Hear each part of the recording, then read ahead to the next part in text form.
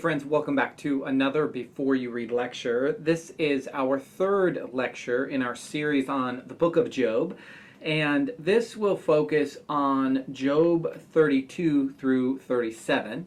This is a shorter reading assignment, and therefore this will be a shorter video lecture. What I want to do in this video lecture is give you a bit of an orientation to what you will experience in this reading, a little bit of an outline and an overview, and then I want to introduce two questions for you to consider as you read. So this material is somewhat unique in the book of Job, or at least it's surprising that it is sort of tacked on here. We meet this character named Elihu, and Elihu, up to this point, we learn in the narrative, has kept his mouth shut. He's listened to the dialogue between Job and Job's friends. He has apparently taken it all in and has observed it. And he speaks in chapter 32 and says, I can't be quiet anymore. We learn that Elihu is younger than both Job and his friends, and he has restrained from speaking because of this youthfulness. And yet, by the end of chapter 37, he has said a lot. He has really moved away from that reluctance to speech, we could say. And so what we see in Job 32 through 37 is a long speech of Elihu. There's no dialogue. Job doesn't get a chance to respond to Elihu. And I think that is probably a really important thing for us to observe. Unlike the earlier chapters in Job, Job has a chance, at least in theory, to respond to what his friends have just said. And so one of the things that Elihu's speech may be doing for us, if we remember the overall narrative arc of the book of Job, is it is a sort of a transition point between this dialogue, which has dominated Job up to this point, and the response of God, which will begin in chapter 38.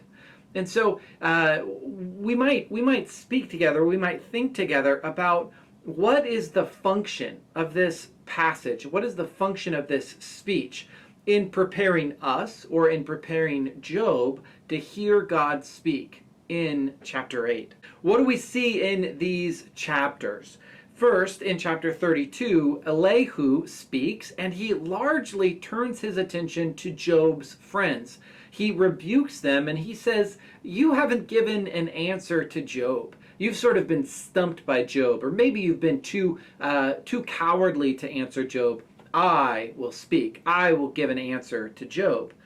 And then in chapter 33, he speaks directly to Job. This is his rebuke of Job. And he, in many ways, represents what we've called normal wisdom. Sin is caused by suffering, and therefore, if Job is suffering, he must be a sinner. He must be unrighteous. And Elihu pretty staunchly represents this viewpoint. In chapter 33, chapter 34, there's this interesting turn where, in the context of rebuking Job, and perhaps as an element of that, chapter 34 is mostly a poem about God. God's justice is upheld. The character of God is one who sort of demolishes or crushes evildoers, so the power and the might of God are upheld. Then in chapter 35, Elihu again turns his attention to Job, and especially Job's apparent self-righteousness, for saying, hey, I'm experiencing tremendous suffering, but I didn't do anything wrong. God is on the loose. God is tormenting me. And Elihu is really bothered by that, as we see in chapter 35. And then in chapters 36 and 37, again, probably as a part of his rebuke of Job, Elihu reflects more on God's power and God's character and the nature of God. And at the end of chapter 37, we learn that Elihu's words stopped, that he stopped speaking, and in 38 verse 1, God has the microphone, and God speaks. Elihu's speech is really interesting, and it can be really harsh in certain places, harsh against Job and Job's case. And so the two questions that I would encourage you to think about as you read, the first is, what are we to make of Elihu's self-presentation in the early chapters of this section, but also throughout? What kind of person is Elihu according to his own estimation?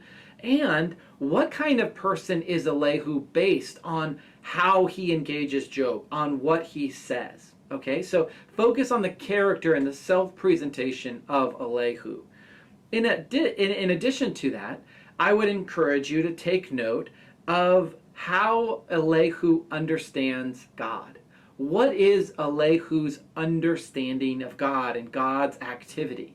And you might begin to put that view in conversation with other views of God that we found in the book of Job. Well, friends, Job 32 through 37, the speech of Elihu, is really the final human word in the dialogical section of Job. In chapter 38, we hear God speak. And so it's an important passage. I think it is a hinge or a transitional passage to the speech of God. And again, it's shorter, so hopefully that'll give you some space to ruminate and to sit with parts of this section. For now, happy reading.